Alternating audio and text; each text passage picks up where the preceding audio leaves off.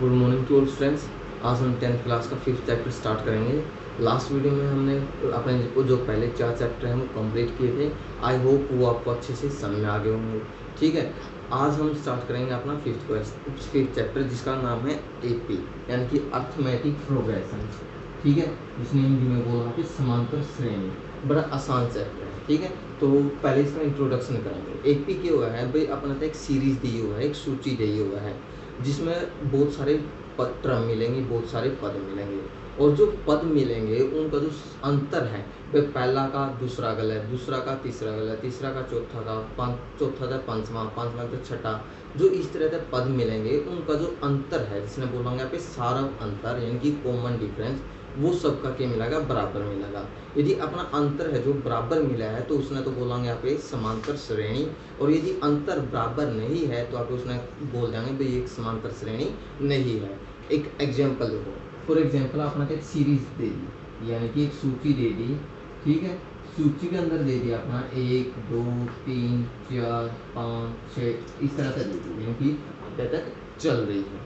ठीक है, अब ये देखो, ये पहला पद है, ये दूसरा है, ये तीसरा, ये चौथा, ये पांचवा, ये छठा, ऐसे है। ठीक है, तो आप ये अंतर देखो, 2 में तो 1 ना माइनस कराएंगे 1 बचेगा, 3 में तो 1 ना माइनस कराएंगे 1 बचेगा।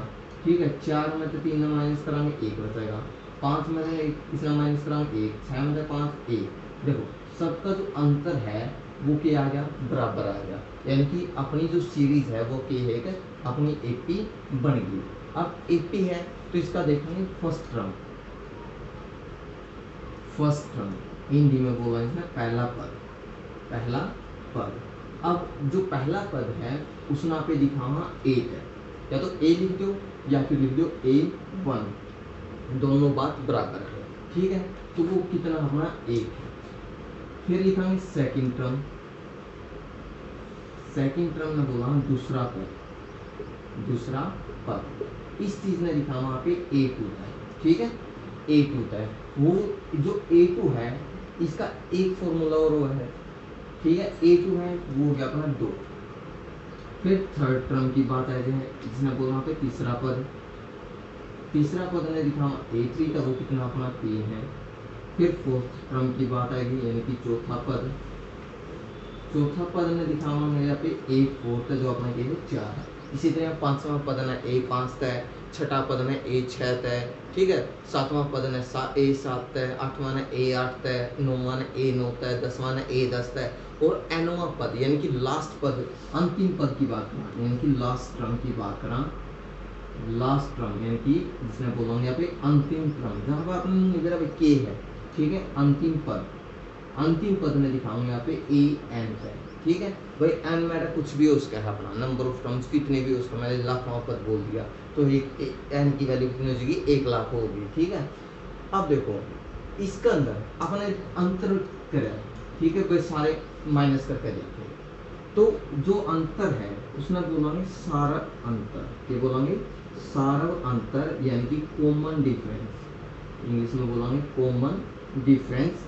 और इसमें दिखावांगे डी तक। ठीक है, डी तक दिखावांगे और इसका निकालन का फार्मूला क्या है, second term minus first term. ठीक है, इसका निकालन का क्या है, second term, second term minus first term, ये अपना इसका निकालन का फॉर्मूला है। ठीक है, यानी कि दूसरा पद माइनस में पहला पद।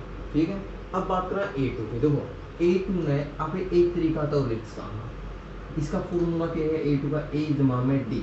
A तो अपना पहला पद, ठीक है, जो ये वाला था। A ने लिख कहाँ पे, किसका, A जमा में 0D, क्योंकि पहला पद है पहला। अब मान लो एक में तो किसका अंतर निकाल लोगे, किसी का नहीं निकाल सकते, तो अपने जो D का मान है वो क्या हो गया, 0 हो गया, तो अपना A जमा 0D हो गया। ठीक है, अब दूसरा आएगा तो आप क्या कर दिया, A जमा में D कर दिया। अब तीसरा है तो इसने क्या लिख सकता हूँ, A जमा में 2D। चौथा ने क्या लिख कहा, A जमा में 3D। पांचवा ने क्या लिख कहा पे, A जमा में 4D। देखो यहाँ पे जितना पद पूछ रखा है, ठीक है, यहाँ पर 5 पूछ रखा है, 5 का पर A तो लिखना है। अब 5 में से 1 ना माइनस कर दिया तो क्या आएगा 4 आएगा और डी आएगा। अब मान लो 7वां पूछ लिया तो ए 7 है, 7 का पहला क्या आवा 6 आवा है तो अड़ा लिख दो 6 डी। 11वां पूछ लिया ए जमा में 11 का पहला क्या आवा 10 आवा है तो लिख दो 10 डी। ठीक है, मान लो 13वां पूछ लिया तो लिख दो ए जमा में 13 का पहला क्या आवा 12 तो अड़ा लिख दो 12 डी। ठीक है, तो इसी तरह अपने मैंने ए एन पूछ ले तो ए तो लिखोगे देखो 13 था तो 12 लिखा, 11 था 10 लिखा, 7 था 6 लिखा, 5 था 4 लिखा, 4 था 3 लिखा, 3 था 2 लिखा, 2 था 1 लिखा। यानी कि एक कम करके लिखा जितना नीचे देखते। अब एन है, एन तक एक कम कराएंगे तो क्या हो जाएगा एन माइनस 1 हो जाएगा और डी अपना लिखाएंगे और इस तरह ये बन गया अपना फार्मूला एन पद निकालन का, यानी कि एन एच ट्रम निकालने का। एन एच ट्रम यानी एन एच ट्रम यानी कि एनवा पद।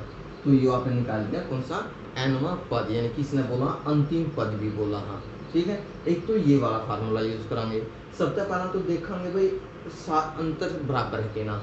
अंतर मान लो देखो ये A1 A2 A3 A4 A5 A6 हो गया।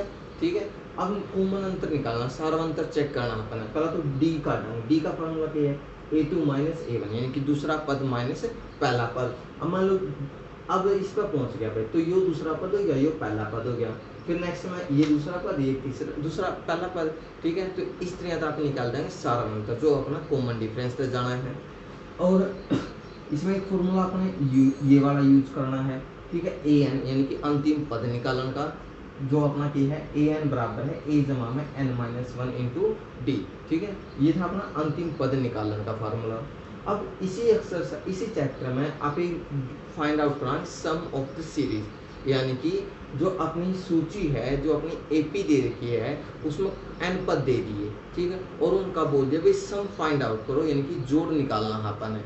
तो जोड़ निकालने खतरा पे फॉर्मूला यूज कराएंगे एस एन का। एस एन का मतलब क्या है sum of the N H term, यानी कि एन पदों का जोड़। तो उसका फॉर्मूला लिखेंगे n/2 इंटू 2a प्लस में n माइनस 1 इंटू डी। ठीक है, एक ये वाला फॉर्मूला यूज कराएंगे अभी। ठीक है, अब देखो n तो अपना क्या है नंबर ऑफ टर्म्स है भाई, अपने तय कोई सीरीज दे रखी है उसका में कितने पद हैं। ठीक है, वो दे रखा है तो ठीक है आप सीधा n की वैल्यू रख देंगे। यदि नहीं दे रखा तो आप इस फॉर्मूला का यूज करेंगे n की वैल्यू निकालने खातर। क्योंकि देखो ए एन तो अंतिम पद हो गया, ए अपना क्या हो गया पहला पद हो गया, एन अपना नंबर ऑफ टर्म्स है, ये है नंबर ऑफ टर्म्स यानी कि पदों की संख्या। भाई कितने पद अपने एपी में दे रखे हैं, 5 दे रखे हैं, 10 दे रखे हैं, 20 दे रखे हैं, वो डिपेंड करेगा पूरे कितनी संख्या दे रखी है। तो वो है नंबर ऑफ टर्म्स।